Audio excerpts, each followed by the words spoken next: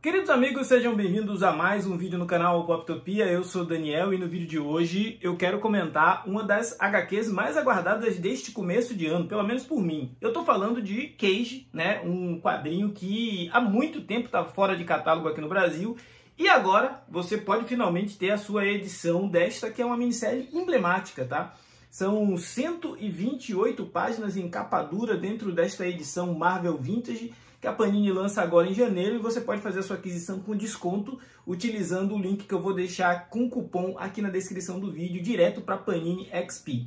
Eu tô falando por quê? Porque esse tipo de quadrinho é aquele tipo de quadrinho que tinha um monte de gente aguardando e a tiragem pode não ser suficiente para todo mundo. Afinal, a primeira vez que essa minissérie foi lançada, ela foi lançada em 2004 dentro da revista mensal Marvel Max e está muito difícil de encontrar essa coleção. Ou seja, quem está a fim de ler Brian Azzarello com arte de Richard Corbin precisa correr atrás desta HQ.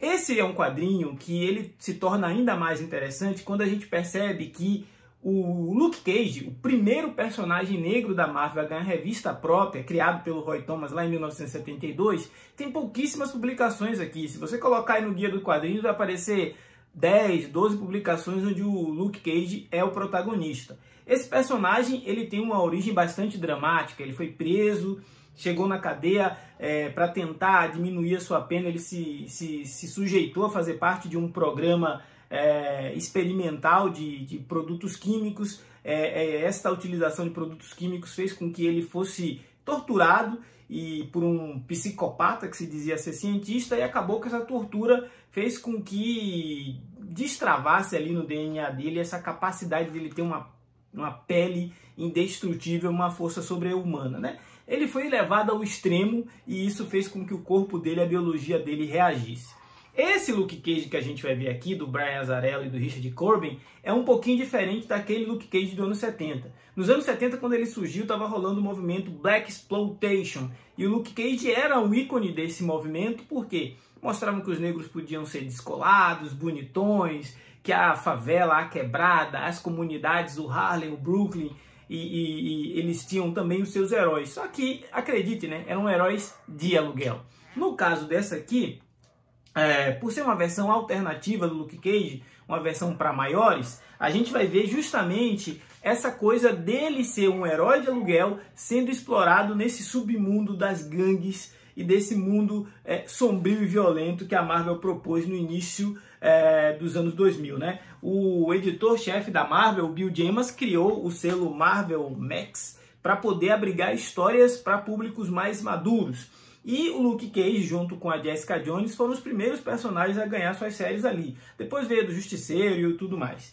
Em Cage, a gente vai ver que a história começa justamente mostrando o nosso protagonista em uma boate, onde tá rolando o quê? Tá rolando um striptease, ou seja, já dá o tom de que ele é uma espécie de guarda-costas das garotas de programa ali, ou seja, ele não é um cara honrado, ele não é um herói que está procurando uma base secreta ou nada disso. Ele é o herói do povo e ele está onde o povo está, nas comunidades. Nesse ponto, a gente vai ver que tudo parece um filme do Quentin Tarantino, com uma pegada ali de John Woo e talvez uma dose de coisas como a própria série da Netflix do Luke Cage na primeira temporada consegue capturar um pouco disso. O Luke Cage é comprado porque os seus serviços estão à disposição de quem paga mais por uma mãe que procura vingança porque a sua filha foi atingida por uma bala perdida, né? Só que ela tem pouca grana, ela é uma moradora daquela região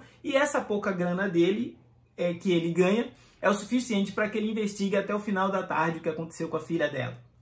Acontece que o Luke Cage está começando uma investigação que ele desconhece aonde vai levá-lo. E aqui é onde o roteiro do Brian Azzarello, responsável por, entre outras coisas, pelo quadrinho Sem Balas, vai fazer com que a gente saiba como uma história detetivesca e policial pode ser bem escrita. O Luke Cage é o cara que vai saber quem são cada um dos jogadores naquele tabuleiro de xadrez que é a favela, o bairro, a região, a comunidade onde ele precisa investigar. E ele começa a cobrar e a procurar informações destes diversos personagens e a gente se vê no meio de uma verdadeira guerra de gangues, né? A gente vai ver o cara que é o pequeno traficante, que usa a quadra esportiva para disseminar suas drogas. Depois a gente vai ver o grande gangster que está querendo dominar aquele território. Mais adiante, a gente vai ver o Luke Cage entrando no meio de um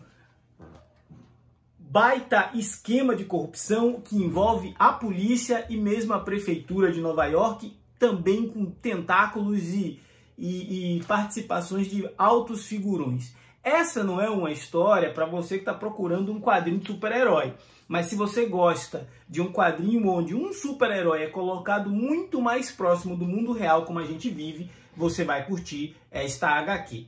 Eu gosto da temática, eu gosto do desenvolvimento, eu gosto da ideia de termos um herói negro protagonizando uma série muito parecida com o mundo real, e eu gosto muito da oportunidade de apreciar a arte do Richard Corbin nesta HQ.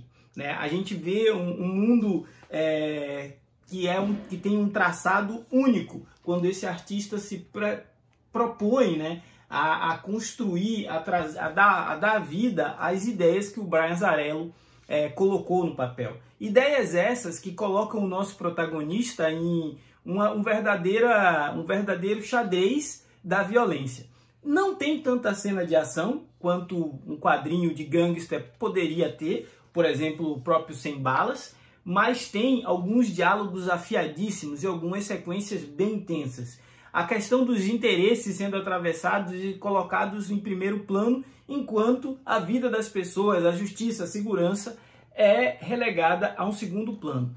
É um quadrinho para leitores maduros, experimentados e que compreendam que o Luke Cage, essa é uma versão do Luke Cage, mas não é a versão do Luke Cage que a Marvel colocou nos Vingadores, não é a versão do Luke Cage que a Marvel licenciou, por exemplo, para ganhar uma série na Netflix e que pode eventualmente, daqui a um tempo, ganhar seu espaço no MCU. Afinal, o Demolidor também estava lá na Netflix e agora foi integrado, né? Então, o Luke Cage que você encontra nas histórias em quadrinhos de agora, ele está casado com a Jessica Jones, é pai de uma criança, faz parte da comunidade de super-heróis, pelo menos as últimas histórias que eu tinha lido ele ainda estava nesse status quo. Mas já fez parte de várias equipes, como os Vingadores e os Thunderbirds.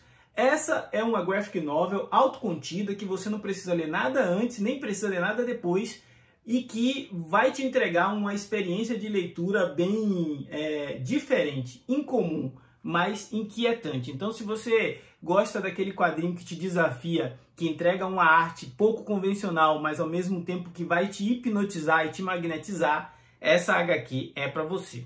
E além de curtir essa HQ, você vai poder também aproveitar este desconto que só você, seguidor aqui do canal Poptopia, tem comprando lá na Panini XP. Lembrando que a Panini XP também tem um programa de recompensas. Então, se você comprar mais de R$100, aí você vai conseguir juntar alguns pontos nesse programa de recompensa que você vai ficar sabendo mais detalhes entrando em contato lá com o pessoal.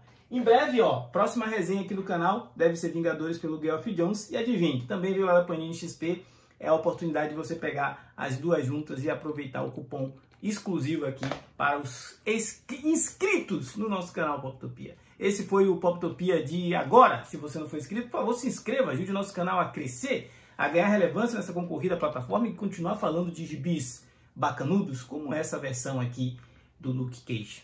Valeu, abraços!